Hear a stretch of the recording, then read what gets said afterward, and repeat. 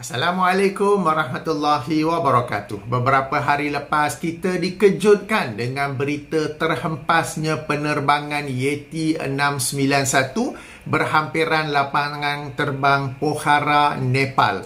Beberapa laporan awal menyatakan bahawa mungkin pesawat tersebut telah stall sehingga menyebabkannya terhempas. Maka beberapa penonton saluran YouTube saya bertanya, apakah yang dimasukkan dengan stall? Maka saya rasa mungkin ada baiknya saya membuat sedikit penjelasan. Moga-moga menjadi ilmu yang bermanfaat bagi kita semua. Bahkan juga boleh juga menjadi sesuatu yang berbeza daripada kelaziman video saya yang membicarakan topik agama. Sebelum itu, satu perkara yang sangat penting yang mesti saya jelaskan adalah sebagaimana dalam urusan agama kita berpegang serta beramal berdasarkan dalil yang sahih lagi soreh, bermaksud dalil yang kuat lagi jelas, maka demikian jugalah sikap kita dalam urusan dunia. Justru apabila berhadapan dengan berita kemalangan, kami dalam bidang aviation, we pilots, akan menunggu laporan rasmi daripada Badan Penyiasat Rasmi. Badan penyiasat itu sendiri mengambil masa beberapa bulan untuk membuat siasatan sebelum mengeluarkan laporan. Jika sehari dua, itu adalah laporan media dan bukannya laporan rasmi badan siasatan. Oleh itu, video saya ini bukanlah menjelaskan tentang apa yang berlaku sehingga menyebabkan terhempasnya penerbangan Yeti 691, tetapi sekadar menjelaskan tentang apa yang dimaksudkan dengan stall, dan saya akan cuba menjelaskannya secara mudah untuk difahami umum, khasnya di kalangan para penonton yang bukan pilot, bukan juruterbang, ya. Okey, baik. Stall adalah satu keadaan di mana angle of attack penerbangan telah melepasi satu tahap kritikal di mana sayap tidak lagi dapat menghasilkan daya angkat atau unable to generate lift.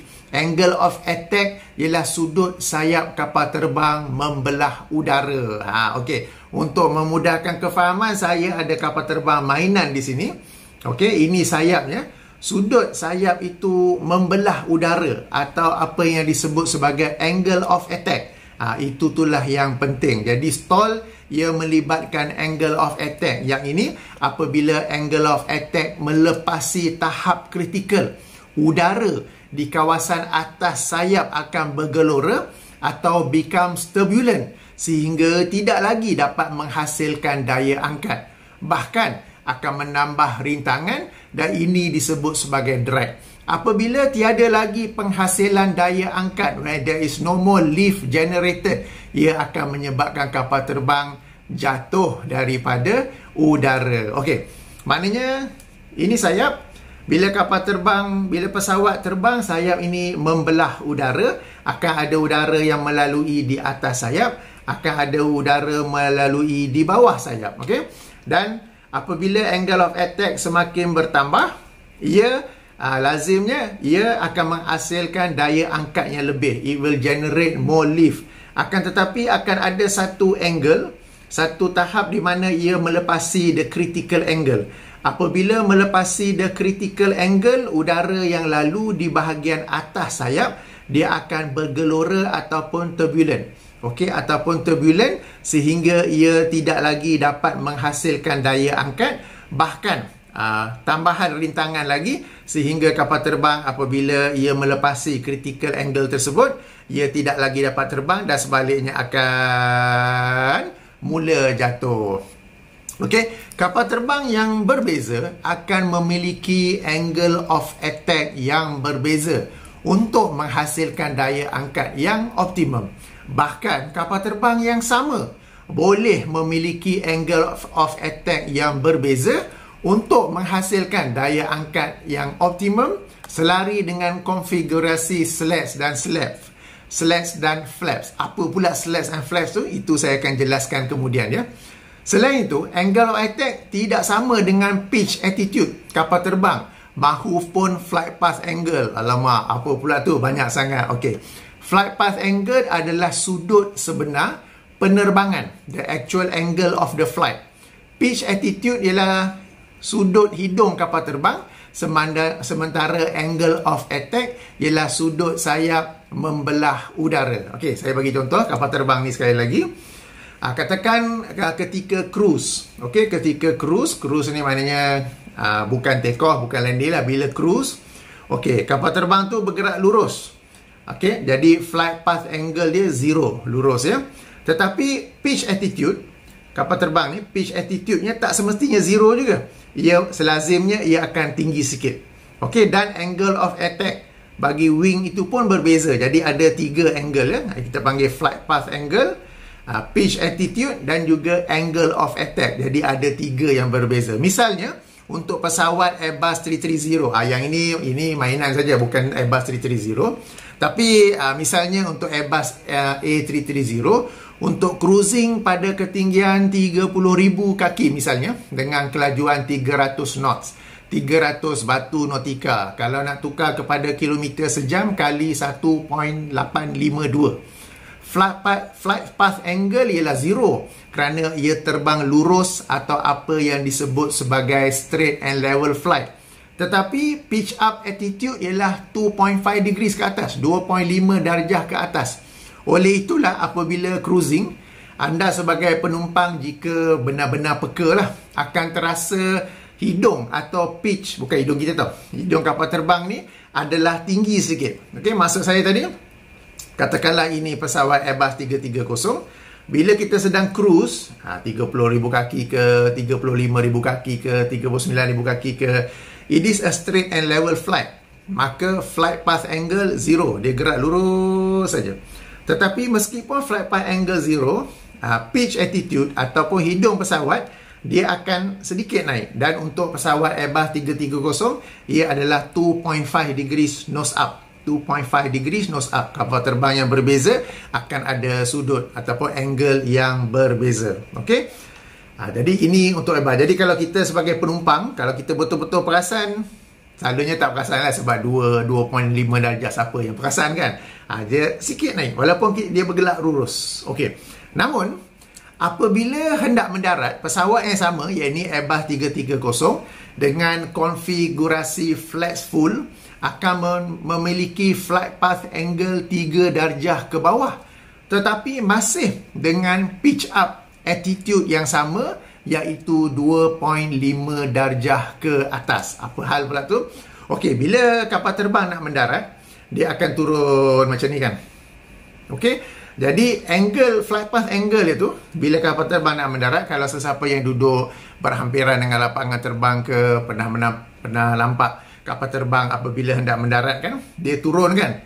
Okey, dia punya flight path angle tu ialah 3 degrees. Kalau kita ukur, ini horizon level, dia akan turun pada flight path angle 3 degrees. Tapi kapal terbang tu tak turun macam ni. Dia tetap 2.5 degrees juga. Dia turun macam tu. Okay. Itu kalau konfigurasi flaps full. Kalau menggunakan konfigurasi flaps 3 pula untuk mendarat, pitch attitude akan menjadi lebih tinggi. Yang ini 4.5 degrees. Meskipun flight path angle tetap pada 3 degrees ke bawah. Jadi itu bezanya antara pitch attitude, flight path angle, the actual angle the aircraft is flying. Kemudian angle of attack kapal terbang lain pula. Itu nanti saya nak cerita. Okay? Jadi ada pitch attitude, ada flight path angle, sama ada dia bergerak lurus ataupun dia sedang turun untuk mendarat, dan kemudian ada angle of attack, yang ini sudut udara membelah sayap. Okey, tadi saya sebutkan tentang flat and flaps, konfigurasi apa pula yang dimasukkan dengan flaps full atau flaps 3 kan. Okey, bagi para penonton yang biasa menaiki kapal terbang, kalau duduk tepi tingkap tengok sayap kan, okey, perasan tak jika diperhatikan sayap kapal terbang itu ketika hendak berlepas, yang ini take off, dan ketika hendak mendarat, yang ini when you going to land, ada bahagian yang keluar daripada sayap kapal terbang, bahkan ada bunyinya. Okay. bukan rosak tu. Bagi penumpang yang duduk betul-betul, itu sebenarnya hydraulic motor yang menggerakkan bahagian sayap yang keluar tu. Kalau anda duduk betul-betul atas tu, memang kalau first time kan macam, apa benda tu, macam terlompat sikit lah terkerusi kan. Okay. Macam mainan ini pun, okay, ada yang ini ni, bahagian yang ini lah yang akan keluar. Bahagian depan ini disebut slats, belakang ini disebut flaps. Okay, alright.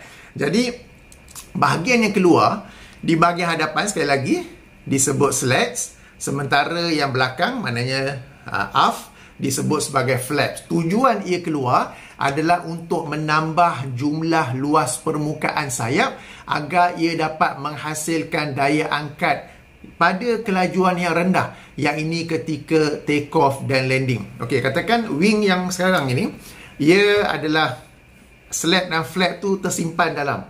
Jadi apabila pada kelajuan rendah tetapi kita masih nak daya angkat yang sama, we want the same amount of lift force, what the engineers do is they make the wing bigger to have a bigger surface area. Nak bagi lagi panjang payah pula kan. So wing tu dia boleh jadi lagi besar dan kemudian dia lebih melengkung supaya dengan itu ada lebih udara yang lalu di atas di bawah sehingga dapat generate more lift. Yang keluar depan disebut slats, yang keluar belakang disebut flaps. Okey, jadi ini lazimnya ketika take off dan landing. Sejauh mana slats dan flaps itu keluar dikawal oleh juru terbang selari dengan kelajuan pesawat dan fasa-fasa penerbangan. Untuk kapal terbang Airbus, konfigurasi flaps full bermaksud slats dan flaps dikeluarkan sepenuhnya dan ia digunakan sebagai konfigurasi untuk mendarat. Demikian juga flaps 3 atau flaps full. Sementara flaps 1 dan flaps 2 untuk berlepas, take off. Kadang-kadang flaps 3 pun boleh. Ini untuk Airbus. Untuk Boeing 737 ke, dia ada nombor-nombor yang lain lah. Dan sejauh mana slat flaps itu keluar akan menghasilkan keluasan sayap yang berbeza-beza dan dengan itu juga angle of attack yang berbeza-beza. Dan tidak semua kapal terbang ada slats and flaps. Sebagai contoh, pesawat ATR 72-500 yang terlibat dalam nahas baru-baru ini, Yeti Airlines tersebut, ia hanya ada flaps, tiada slats. Okay? Jadi depan tak ada yang keluar, dia hanya keluar di bahagian belakang sahaja.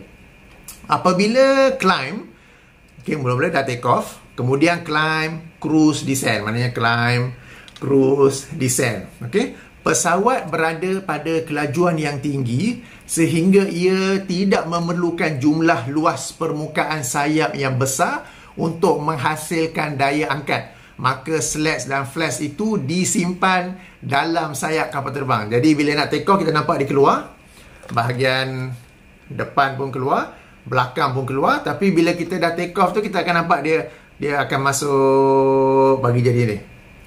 Okey. Jadi itu sekali lagi saya tekankan, ia untuk menambah ataupun mengurangkan jumlah luas permukaan sayap itu sendiri supaya apabila pada kelajuan rendah ia akan keluar, slats di depan, flaps di belakang untuk menambah jumlah luas permukaan sayap dan juga dapat memberi kesan kepada airflow, kepada laluan udara sehingga dapat menghasilkan daya angkat atau lift yang lebih ketika pada kelajuan yang rendah. Jadi pada slats and flaps yang berbeza itu sekali lagi ada angle of attack yang berbeza-beza. Jadi ya, kembali pada angle of attack, ia boleh berbeza-beza atau disebut sebagai variable dan ia tidak dimaklumkan kepada juruterbang. Okey, bagi juruterbang, macam walaupun dalam kokpit tu dah ada macam-macam dah, tapi angle of attack tak tunjuk dalam tu sebab nanti banyak sangat confused pula kan. Tapi kami memang kena alert tentang angle of attack tersebut lah. Namun walaupun tak ada tunjuk the actual angle of attack sebab ianya variable, apabila angle of attack menghampiri tahap kritikal, yang ini sebelum berlakunya stall, akan ada amaran yang diberikan kepada juruterbang. Bagi pesawat Airbus misalnya yang menggunakan joystick, joystick tu yang macam orang main game tu, dia dekat tepi kan, macam kita main game tu. Saya tak main game lah. Okay. akan ada amaran audio yang berbunyi stall, stall. Suara lelaki lah, bukan perempuan. Okay? Stall, stall. Bagi pesawat yang menggunakan control column pula, maknanya yang macam steering kat tengah-tengah tu, kalau joystick dia dekat tepi, okay, sama ada tepi sini ataupun tepi sini. Kalau control column tu macam steering kat tengah-tengah. Kalau ATR 72-500 dia menggunakan control column. Jadi control column itu akan bergetar sebagai amaran menghampiri situasi stall, seperti phone yang vibrate, cuma dengan kadar atau magnitude yang lebih tinggi. Ia dipanggil stick shaker.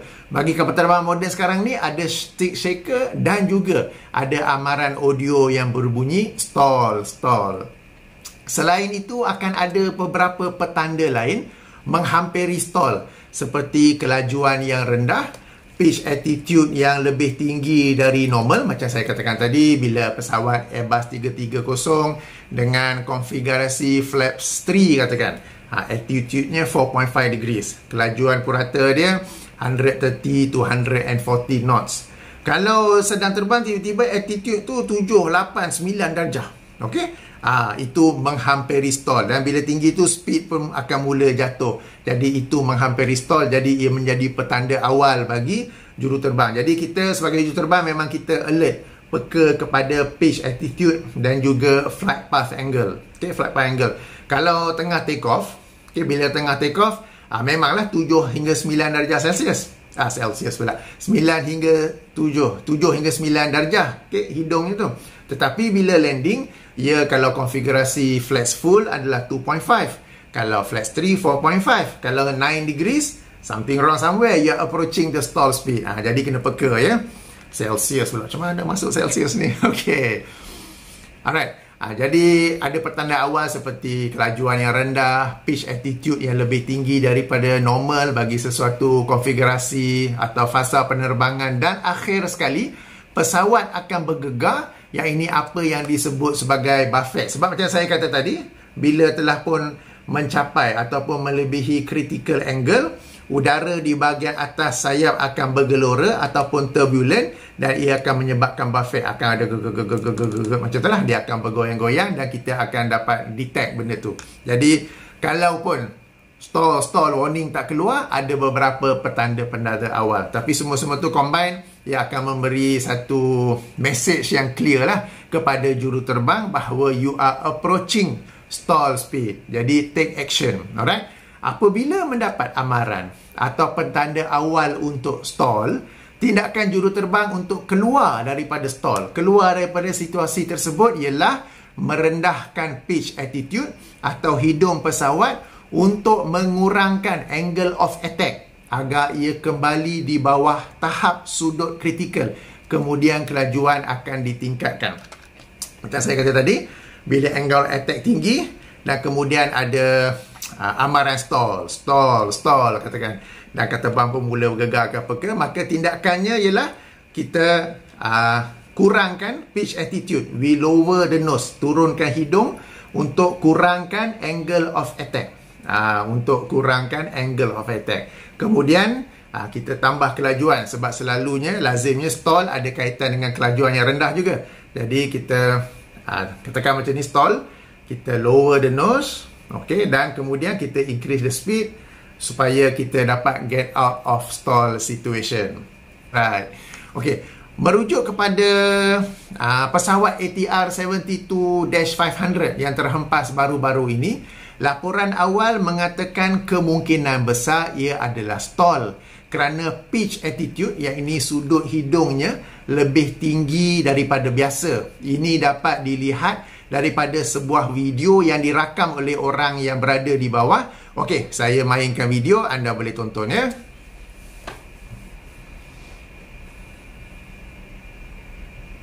Video ini boleh dicari di YouTube juga.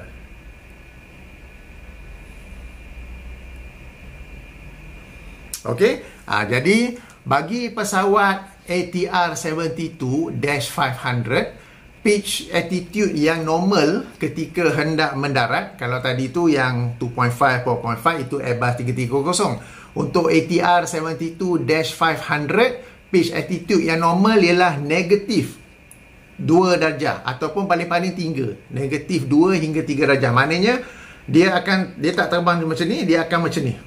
Okey, ini untuk ATR 72-500. Sebab tu saya kata kapal terbang yang berbeza akan ada pitch attitude yang berbeza, meskipun untuk mencapai flight path angle yang sama. Flight path angle tu apa? Angle penerbangan yang sebenar untuk mendarat. Apabila hendak mendarat, flight path angle ialah 3 degrees, 3 darjah. Kapal terbang yang berbeza akan ada pitch attitude yang berbeza untuk terbang pada flight path angle 3 degrees. Untuk ATR 72-500, pitch attitude-nya ialah negative 2, maknanya bawah 2 degrees atau paling-paling 3 degrees. Okey, dia akan turun macam ni. Bila nak flare, flare ni maksudnya bila hendak menyentuh landasan, ia adalah 0 atau 1 degrees pitch attitude. Okey, jadi kalau kita lihat dalam video rakaman tadi, ia kelihatan lebih tinggi daripada itu. Maknanya lebih tinggi sepatutnya negatif 2, tetapi lebih tinggi daripada itu. Maka kerana itulah dikatakan mungkin ia telah stall, di mana angle of attack-nya telah melepasi tahap kritikal. Kemudian petanda kedua ialah apabila tiba-tiba pesawat tersebut membelok ke kiri, bererti sayap kiri tidak lagi dapat menjana daya angkat, maka kerana itulah sayap kiri jatuh menyebabkan pesawat tiba-tiba membelok ke kiri. Kalau kita tengok video tadi tu, dia pitch attitude is higher than normal, kemudian dia tiba-tiba belok ke kiri dan jatuh kan. Jadi itu maknanya wing sayap sebelah kiri kehilangan daya angkat terlebih dahulu sebelum yang kanan. Maknanya kedua-duanya dah kritikal. Kedua-duanya angle attack sudah melepasi paras kritikal, tetapi yang kiri tu dia mungkinlah 1-2 knot beza, maka ia jatuh terlebih dahulu. Okey. Sama ada betul atau tidak penerbangan Yeti 691 menghadapi situasi stall, dan jika benar ia stall, kenapa berlaku sedemikian? Kita tunggu laporan rasmi Badan Siasatan. Peranan saya dalam video ini sekali lagi hanya menjelaskan apakah yang dimaksudkan dengan stall. Baik, beberapa soalan yang saya dapat daripada para penonton, para pengikut saluran YouTube saya yang mungkin menarik. Pertama, ketika ambil lesen penerbangan, adakah training mengendalikan kapal terbang yang stall? Okey, jawapannya ada. Baik ketika basic training, ketika di flying school tu pakai kapal terbang kecil, ada kipas angin kat depan hidung kan. Mahupun masa kini, apabila kami membuat simulator check setiap 6 bulan. Bagi kami setiap 6 bulan masuk simulator check. Dia umpama driving test untuk dapat driving license. Kalau memandu kereta, sekali buat driving test, dapat lesen kereta, sepanjang hidup tak payah buat driving test lah kan, cuma renew lesen je kan. Bagi kami setiap 6 bulan kena buat simulator check. Saya ada video khas tentangnya, sila rujuk dalam kotak description. Dalam kotak description ada playlist video tentang kejaya juruterbang ni. Okey, boleh rujuk di sana ya. Jadi setiap 6 bulan pun ada. Cuma bezanya, apabila dalam suasana training, baik basic training dulu mahupun sekarang ini dalam simulator Airbus 330 ke, Airbus 350 ke, Boeing 737 ke, Airbus A320 ke, ataupun ATR 72 ke, simulator kan, ia adalah prepared situation. Maksudnya ia adalah dalam suasana juruterbang sudah bersiap sedia untuk menghadapinya. Kenapa? Instruktur akan maklumkan, okay guys, next exercise is stall exercise. Jadi kita pun dalam minda akan mula ulang kaji. Okay, stall exercise. Nanti the early indications is the speed dropping, high pitch angle, okay, and then buffet. Alright, how to recover? Alright, we lower the nose, gain the speed, slowly increase the thrust. Maknanya kita dapat expect, kita dapat menjangkakannya lebih awal. Berbeza dalam penerbangan, in actual flight, dalam penerbangan sebenarnya, ia adalah unprepared situation, di mana ia berlaku di luar jangkaan secara tiba-tiba, dan juruterbang sebagai manusia lazimnya akan mengambil sedikit masa untuk mengenal pasti apa yang sedang berlaku sebelum dapat mengendalikannya. Jadi itulah beza antara ketika training dan juga in actual flight. Okay, kalau pernah lihat movie Captain Sekali, yang bila pesawat Airbus 320 bila dia berlepas, kemudian sekumpulan burung telah masuk dalam kedua-dua enjin sehingga kedua-dua enjin padam, kita sebut sebagai flame out kan, dan kemudian ia mendarat, membuat pendaratan kecemasan di sungai Hudson River. Ketika mereka membuat mengulang senario itu dalam simulator, mereka kata sebenarnya bila berlaku itu masih boleh lagi mendarat di lapangan terbang yang berhampiran. Kenapa sampai kena pergi ke sungai? Okay, mereka lupa bahawa dalam simulator, orang yang praktis situasi tersebut, dia dah tahu awal-awal yang okey, nanti burung akan masuk, sekumpulan burung akan masuk, enjin akan flame out, jadi kapal terbang akan glide. Kita sebut glide lah, maknanya tanpa enjin, dia akan glide saja.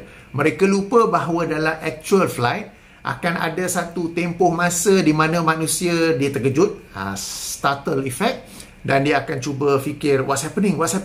So, kita nampak burung, biasa je kapal terbang nampak burung, kita tak sangka burung tu semua masuk kapal terbang, tiba-tiba dua-dua enjin akan mati kan. Jadi itu mengambil masa bukanlah sampai setengah jam, 2-3 saat, dan 2-3 saat itu sangat precious, sangat berharga. Okay? Tapi itu yang tidak dapat di cover, tidak dapat capai melalui training. Okay? Ia adalah sesuatu yang berlaku, dan sebagai manusia, saya pun sama juga akan mengambil beberapa masa like what's happening kan. Kita cuba tengok, dalam banyak benda nak tengok kan. Jadi itu akan mengambil beberapa masa. Jadi ada beza ketika training dan juga ketika actual flight.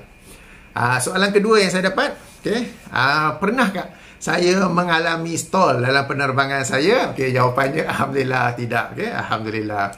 Soalan ketiga, adakah stall pada paras ketinggian yang lebih tinggi lebih selamat berbanding stall yang berlaku pada paras ketinggian yang rendah? Okey, ya, secara umumnya boleh dikatakan lebih selamat kerana juruterbang ada masa dan ketinggian yang lebih untuk mengendalikan stall pada ketinggian yang lebih tinggi. Seperti yang saya katakan tadi, tindakan juruterbang untuk keluar daripada situasi stall ialah merendahkan pitch attitude, merendahkan hidung pesawat untuk mengurangkan angle of attack agar ia kembali di bawah tahap sudut kritikal. Kemudian kelajuan ditingkatkan. Apabila berada pada ketinggian yang rendah, masa dan ketinggian yang sedia ada itu sedikit untuk mengendalikan stall. Saya bagi contoh, ini pesawat dan ia sedang terbang pada ketinggian 40,000 kaki. Dan katakan berlaku stall. Okay? For it to recover from the stall, they will lower the nose, let the speed increase, and then recover. Jadi daripada 40,000 tu, dia ada banyak masa. Okay, 40,000 kaki berlaku stall.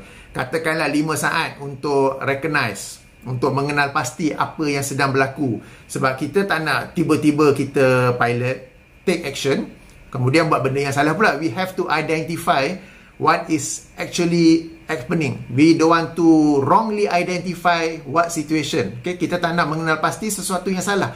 Yang berlaku yang lain, kita rasa lain pula kan. Okay, katakan 5 saat. Maka pada ketinggian 40,000 kaki, dia ada masa untuk rendahkannya. Boleh turun sampai 35,000 kaki ke 33,000 kaki ke untuk recover semula. Berbeza jika pada ketinggian 1,000 kaki. Sangat dekat dengan ground, sangat dekat dengan bumi.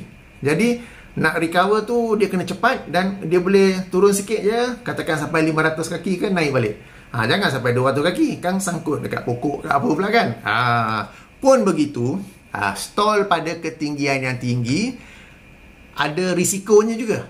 Okay? Kerana suasana udara yang lebih tipis di atas sana, when you are at 40,000 feet, the air density is much lower compared to 2,000 or 1,000 feet. Dan ia menatijahkan cara pengendalian, cara pengurusan yang lebih halus dan cermat sebab the controls are less sensitive begitu ya. Bahkan ya sebelum ini ada juga nahas yang melibatkan penerbangan Air France, flight number AF447 yang stall pada ketinggian lebih 30,000 kaki di lautan Atlantik. Okey. Itu Airbus 330 juga. Okey, jadi boleh berlaku stall pada ketinggian yang tinggi dan memudaratkan. Yang itu tak silap saya semuanya tidak ada yang hidup dalam insiden tersebut ya. Okey. Adakah stall disebabkan oleh pilot error? Okey, sebelum tu, okey, tak apa. Tak semestinya pilot error. Okey, sebab katakan macam kes Yeti 691 tu, dia sedang hendak mendarat kan. Okey, tak semestinya pilot error, sebab boleh jadi kedua-dua enjin tiba-tiba mati, apa yang disebut sebagai engine flame out. Okey lah, yang tu dia pakai propeller kan. Kedua-duanya enjin mati dan mereka sedang glide. Tapi bila glide, okey, nak tak nak kelajuan tu akan drop juga. Okey, kelajuan kata bang akan drop. Dan bila kelajuan itu jatuh, untuk mengekalkan flight path angle 3 darjah, pilot nak tak nak akan mula menaikkan attitude untuk kekal flight path angle 3 darjah. Tapi akan ada satu tahap ia akan sampai ke paras critical angle dan kapal itu akan stall. Okay? Jadi sekalipun pilot error, katakanlah bila laporan rasmi dikeluarkan ia adalah pilot error, kami sebagai pilot lebih berminat untuk tahu kenapa error seperti itu berlaku. What cause the pilot to make error, rather than simply blame pilot error, daripada semata-mata mengatakan pilot error, ya. Satu nota tambahan, setahu saya inilah satu-satunya kerjaya yang ada istilah pilot error. Dalam jurusan atau bidang lain tak ada, betul tak? Katakan dalam bidang perundangan, law, okey, ada kes ni kan, defendant, pihak ni kalah, ada istilah tak? Lawyer error, sebab tu kalah, dia ni yang menang. Tak ada kan? Dalam bidang medicine lah katakan, so doktor tu wrongly diagnose ke apa ke, ada ke istilah doctor error? Tak ada kan? Katakan dalam bidang engineering ke, dibuat jabatan ke, rumah ke, lepas tu adalah yang tak betul, maka jadi sengit ke, engineer error? Tak ada kan? Tapi dalam bidang pilot ni ada pilot error. Okey, tak apalah, dah memang begitu. Cuma bila kita dengar pilot error, pilot ni dia bukan suka-suka nak buat error. Mereka pun ada family, mereka pun nak hidup, mereka pun nak mendarat dengan selamat, apa semua kan. Jadi yang lebih penting, kenapa boleh berlakunya error tersebut? Kenapa bolehnya berlaku kan? Yang itu tu yang lebih penting daripada semata-mata pilot error. Sebab pilot pun manusia, mereka pun nak kembali ke pangkuan keluarga ataupun nak mendarat apa semua tu kan. Jadi itulah sedikit sebanyak penjelasan saya tentang stall. Moga-moga dapat memberi kefahaman tentang stall. Cuma yang penting kapal terbang yang berbeza ada pitch attitude yang berbeza. Nanti bimbang pula bila pergi ke KLIA, nampak kapal terbang nak mendarat, katakan Airbus lah, sebab saya bawa Airbus, dia menggunakan flaps 3 for landing. Jadi pitch attitude dia 4.5 degrees. Okay, walaupun flight path angle 3 degrees. Kita pula nampak hidung dia macam tu kan, itu nak stall tu, alamak. Padahal dia landing normal saja. Okay, jadi kapal terbang yang berbeza ada pitch attitude yang berbeza untuk mencapai flight path angle 3 degrees ketika hendak mendarat. Baik, dah setengah jam juga dah, 34 minit dah juga ya. Baik, moga-moga dapat membantu kefahaman kita, sesiapa yang berminat dalam bidang aviation ni kan, apakah yang dimaksudkan dengan stall. Subhanakallahumma wa bihamdika asyhadu an la ilaha illa anta astaghfiruka wa atubu ilaika. Assalamualaikum warahmatullahi wabarakatuh.